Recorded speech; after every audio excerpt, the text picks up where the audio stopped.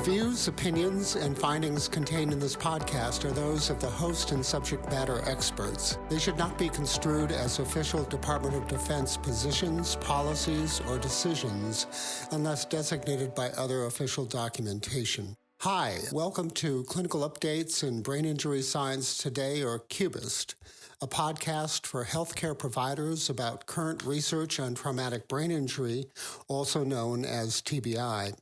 This program is produced by the Defense and Veterans Brain Injury Center, otherwise known as DVBIC. I'm your host today, Don Marion. Today I'll be speaking with Amanda Gano about a recently published article on traumatic brain injury. Ms. Gano is a subject matter expert on TBI at DVBIC. Amanda and I will discuss a study entitled Lasting Consequences of Concussion on the Aging Brain, Findings from the Baltimore Longitudinal Study of Aging, a study that was authored by Danielle June and colleagues and published in Neuroimage in July of 2020. Hi, Amanda, and thanks for bringing this article to our attention today. Can you tell me a little bit about the study and what they were looking at? Hi, Don. Sure. So this was a really interesting article that came from the Baltimore Longitudinal Study of Aging cohort. And so for those who aren't familiar, the Baltimore Longitudinal Study of Aging is one of the world's longest running studies of aging. It started back in 1958, and they enroll healthy volunteers ages 20 and older and follow them longitudinally for life, and even perform autopsies on those who have consented to that. So it's a really valuable data resource. So for this study, the researchers sought to find out whether a history of concussion had an impact on future neurodegeneration using both imaging modalities and cognitive testing.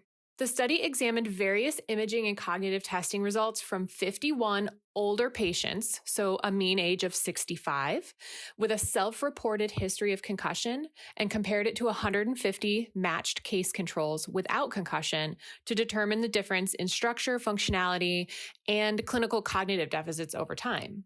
The imaging modalities they used were magnetic resonance imaging, or MRI, diffusion tensor imaging, or DTI, and 15O-water PET scan. MRI was used to assess changes in total brain and ventricular volume in 21 different regions of interest.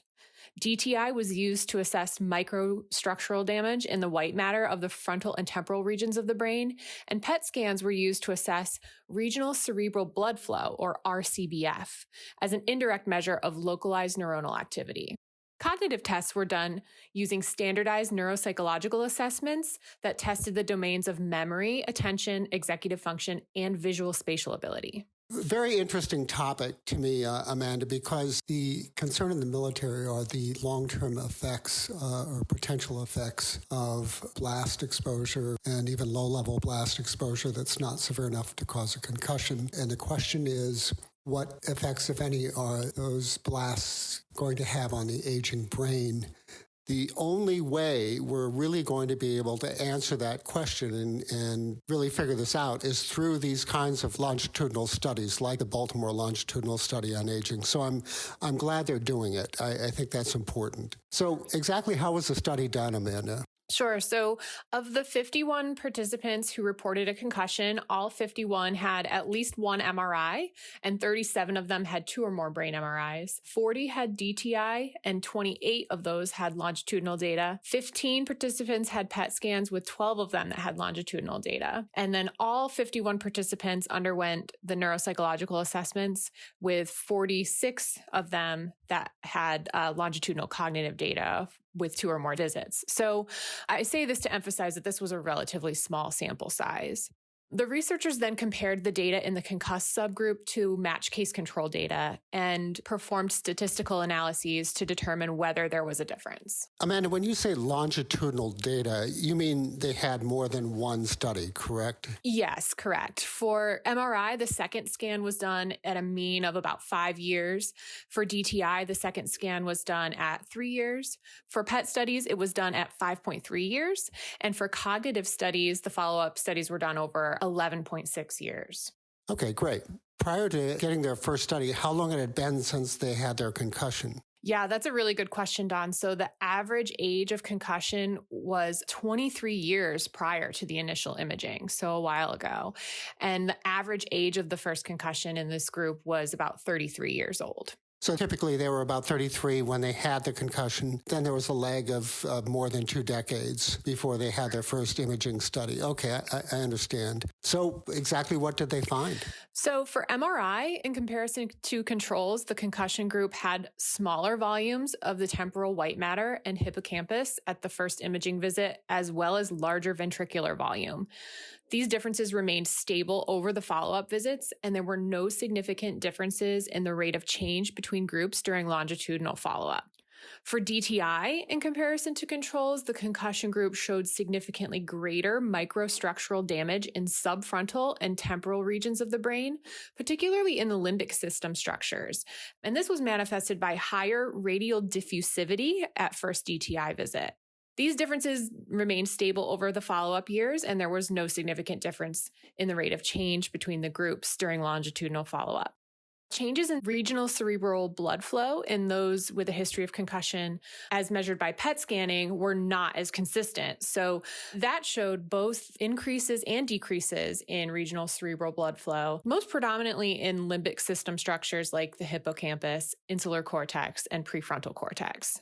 And then finally, cognitively, and this is interesting, Don, there were no differences in memory, attention, executive function, language, or visual spatial abilities between the concussion and control groups.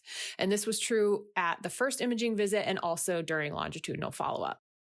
That is interesting, Amanda. I'm surprised. And to me, that raises an important question about the clinical significance of the structural and physiologic changes you described. You know, this is really not the first study that's shown, especially microstructural injury 6 months or a year or more after a concussion.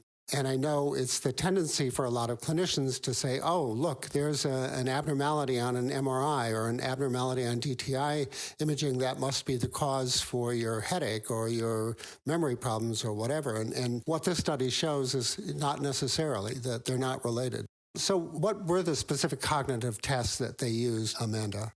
Yeah, so memory, executive function, attention, verbal fluency, and visual, spatial, perceptual, motor abilities were assessed using 11 different cognitive measures. And those included the California Verbal Learning Test, the Trail Making Test, category and letter fluency, the Card Rotations Test, and the Clock Drawing Test, with 11:10 and 3:25 as times drawn on a clock. I'm glad you tell us that because, again, they didn't find a cognitive deficit associated with these structural abnormalities, and it wasn't for lack of trying. They really did test these people cognitively in a number of domains. So that's interesting. So what were the limitations of the study, Amanda? So the study did have several limitations, and the biggest one was the small sample size, which, as you know, Don, limits the statistical power of the results. Another limitation is that the history of concussion 20 to 30 years ago was based on subject self-report. And so, as you alluded to earlier, using independent medical record reports of concussion would have strengthened the study. And, lastly, the demographics in this cohort were not necessarily generalizable to the population. So the study described 80 to 90% of the cohort as Caucasian, and a more diverse group of participants certainly would have better represented the population. Additionally, the majority of the members of this cohort were college educated, and I wonder if this had an effect on the results of the cognitive testing, or, whether a higher level of education may have allowed for more active cognitive engagement as the participants age, which, as you know, can decrease the incidence of cognitive decline over time. Interesting. So you're suggesting that there might have been a ceiling effect of the cognitive tests that they used, and that these people were kind of overeducated, if you will, and may have had cognitive difficulties that just weren't picked up on these cognitive tests that they used. Potentially, or that the higher educated cohort of patients may be more likely to remain cognitively engaged as they age. So finally, Amanda, what are the key takeaways? What do you want the provider to walk away from this with? I think this study really speaks to the compensatory mechanisms of the brain following a concussion, and clinicians should really be cautious about attributing abnormalities observed on MRI or other imaging reports to any particular behavioral, cognitive, or psychological symptom or sign. I thought that these preliminary results were really fascinating, and I look forward to reading more about, how this might be replicated with a larger, more diverse cohort of patients, and I wonder if the outcome would be different. Well, thanks, Amanda. I'm afraid that's all we have time for today. You can stay up to date on future episodes by subscribing to CUBIST on iTunes, SoundCloud, Stitcher, or wherever you listen to podcasts, where you can also find links to the articles we discussed and other relevant resources. CUBIST is produced and edited by Vinnie White and was hosted today by me, Don Marion. It is a product of the Defense and Veterans Brain Injury Center, led by Division Chief Captain Scott Pine, Medical Corps, United States Navy. Thank you for listening to this episode. Next time we will discuss TBI research getting attention in the mainstream press.